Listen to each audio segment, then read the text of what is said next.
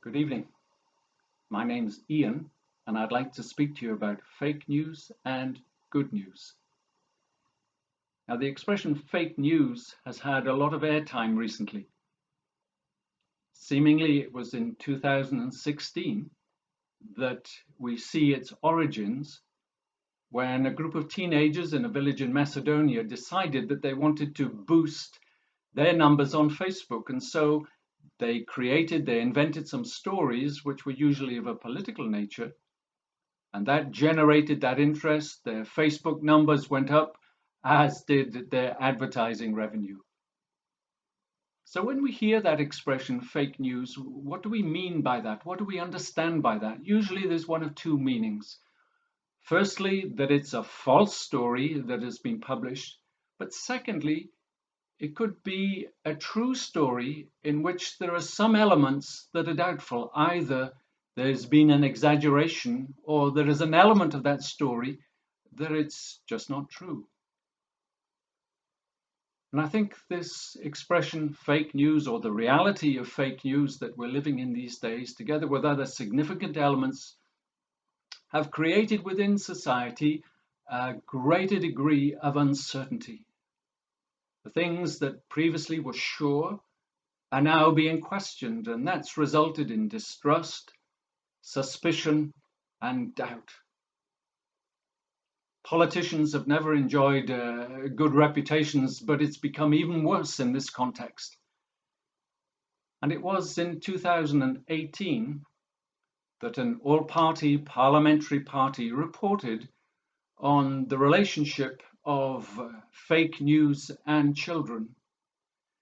And they reported that it was just 2% of children had that critical literary ability to distinguish between what was true and what was false in a news story. And the fact that we are hearing more and more about fake news just underscores the fact that even adults have difficulty as well. So prevalent is this suspicion and this doubt that some people are now talking about us being in a post-truth society. Let me read you a definition of what that means. It means a disappearance of shared standard objectives of truth and the circuitous slippage between facts, knowledge, opinion, belief, and truth. Now, there is nothing new under the sun. And it was in the prophet Isaiah's time, when addressing a societal issue that he was addressing, that we see in chapter 59 his assessment. Justice is driven back and righteousness stands at a distance. Truth has stumbled in the streets, honesty cannot enter. Truth is nowhere to be found, and whoever shuns evil becomes a prey. So that's fake news. But the Christian gospel is good news. There's a real contrast between the uncertain and doubtful news of today and the news that the Christian message gives to our society today. The word gospel means good news. It's the good news of Christ's rescue and liberation of those who are lost and those who are in bondage. It's good news because the Lord Jesus himself is true and can be relied upon. And when we read of him in the Bible, we're not following cleverly invented stories, but we're reading accurate and compelling eyewitnesses' account. Jesus himself said that I am the way, the truth, and the life. And the promise is to those who follow him that they would know the truth and the truth would set them free. Do you remember Pontius Pilate in the trial of the Lord Jesus? He asked him, what is truth? But in fact, he was asking the wrong question. He should have been asking, who is truth? Because it is the Lord Jesus who is true. He is truth. Our society is growing tired of lies, falsehoods, half-truths, longing for clarity and truth.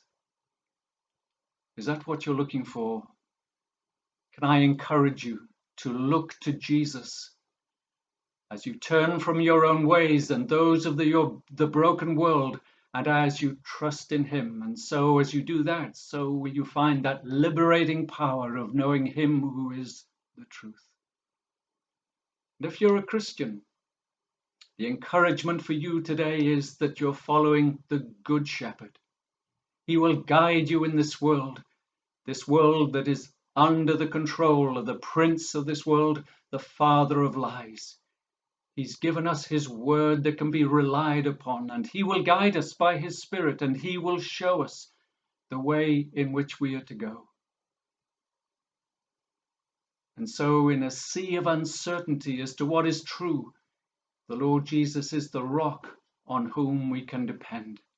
Let me read to you a few verses from Psalm 18 that Paul referred to last Wednesday night. Psalm 18, verse 30. As for God, his way is perfect. The word of the Lord is flawless. He is a shield for all who take refuge in him. For who is God beside the Lord? And who is the rock except our God? It is God who arms me with strength and makes my way perfect. When we follow fake news, we fall into confusion and disappointment. When we follow the Lord Jesus, we find life and hope. May the Lord help us and encourage us to keep our eyes upon him and find in him truth and life and the way.